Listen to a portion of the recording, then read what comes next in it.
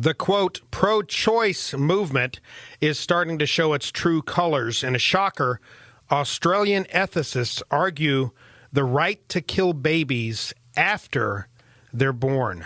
I'm Matt Barber, Vice President of Liberty Counsel Action, and joining me again in studio today is Steve Crampton, Senior Vice President and General Counsel of Liberty Counsel. Steve, I guess we shouldn't be shocked, but a group of Australian so-called ethicists in an article entitled, quote, After Birth Abortions, Why Should the Baby Live?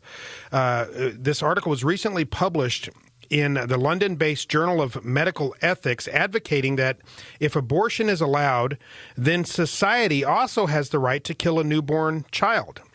And this is, of course, shocking and appalling to everyone. This is not the first time this argument has been made by pro-aborts, by the way, but it shouldn't be surprising. And frankly, I have to say, I agree with these so-called ethicists. They're right.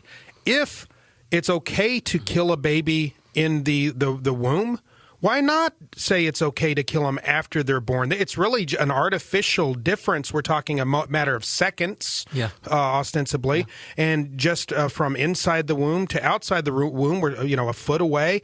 So really, it's an artificial argument to begin with that somehow the baby inside the womb should be afforded less protection than a baby outside the womb. So in that regard, they make a point that we've been making all along. Yes, you're right. Abortion is murder, homicide. Now the question is, when is homicide permissible? They're saying it's permissible up to and including anytime after the baby's born. Yeah, you're absolutely right about the logical consistency here.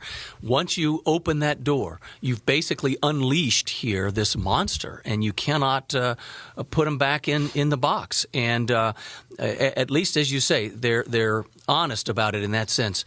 The other thing that I think is striking about where we find ourselves here, 39 years post-Roe, is now it's not just a crazy professor from Princeton like Peter Singer saying it. This is a prestigious group in the Journal of Medical Ethics putting it out there as a serious proposition. And like you say, you can agree with them insofar as there's consistency here. And there are other sound reasons to advance this position once you open the door to abortion. Namely, you get the ultrasounds and some tests that they run with regard to abnormalities in the fetus. And you have a lot of selective abortion that occurs as a result of that. But those tests are not always 100% accurate. It may be that they've missed it. We've seen it several times. Many can attest that they ran tests. We had a child, for instance. They ran tests, told us, looks high probability. There's an abnormality here. You might want to consider, taking care of this problem, kind of thing. Well, we didn't, and the baby was born fine, and she's very healthy today at 22 years of age. So, how about this too? Sex selection abortion is common, and so on. Maybe we just don't like the color of the eyes, or one ear is bigger than the other, and we decided, we really wanted a model baby here. This is not going to work. Why don't we give them 6 months? And I know that sounds abhorrent, but really that's where we are today with the practice of abortion, which is legal, at least in certain states, right up to the moment before birth. So once you've denied the sanctity of human life made in the image of God at one point in the gestational development, how can you then say it's wrong in another stage of development outside the womb? I mean, they're right, logically. It's a clear logical inconsistency to argue. Otherwise, you're absolutely right. But let's be very clear here. What we're talking about here is, and as we've long called it, an abortion holocaust. Yes. Are we comparing the pro-choice movement to the Nazi movement? Yes. Absolutely.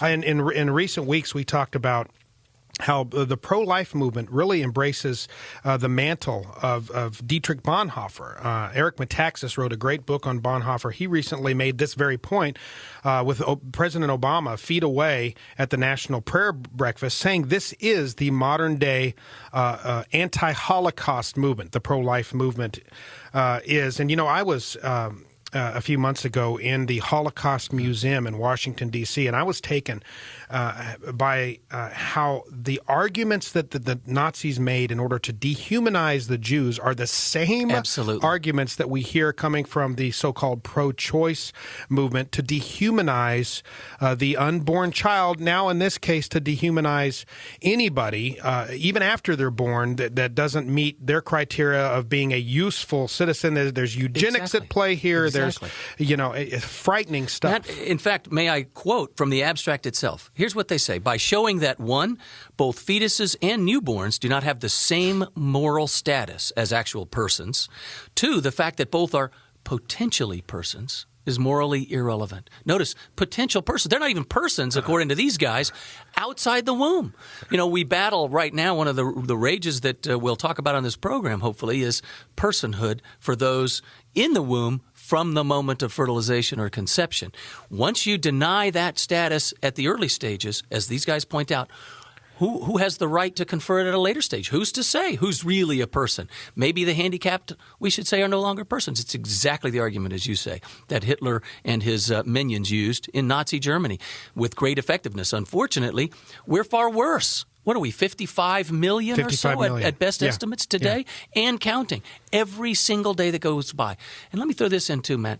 It's not just those folks over there, as you say, the pro-choicers, the radical pro-abortion types. Frankly, it's a lot of us as we sit in the pews today. Yeah. We like our birth control pills, for example. And when it has come out that some of those actually operate to administer chemical abortions after the child is alive, we are a little uncomfortable with it, but we often will choose our comfort over the inconvenience that we would have to suffer through in order to save the life of the unborn. Yeah. We have to, look within, not just without, on this particular issue. Well, the left loves to use the terms settled science, or the science is settled when they're talking about the radical global warmist movement and other things of that nature. They'll, in order to try to shut down debate, they'll say the science is settled. Well, in this instance, the science is settled. Amen. Even pro-abortion, pro-choice, if you will, doctors will say, okay, it's a human life from the moment of conception until natural death, just in a different stage of development from one point to the next. So we're no longer talking about a scientific debate. This is not a medical dispute. This is not a scientific dispute. It is purely a political and cultural argument, really a moral argument. That's right. Do we as persons have the right to grant individuals personhood at some stage in development based upon our own political needs or our own convenience, or do we answer to a higher God that has the right to grant value and personhood to the individual? That's the 30,000-foot level debate here, isn't it? That's exactly what it is, and to deny that is really to lie to ourselves, and we all, again, need to take stock here.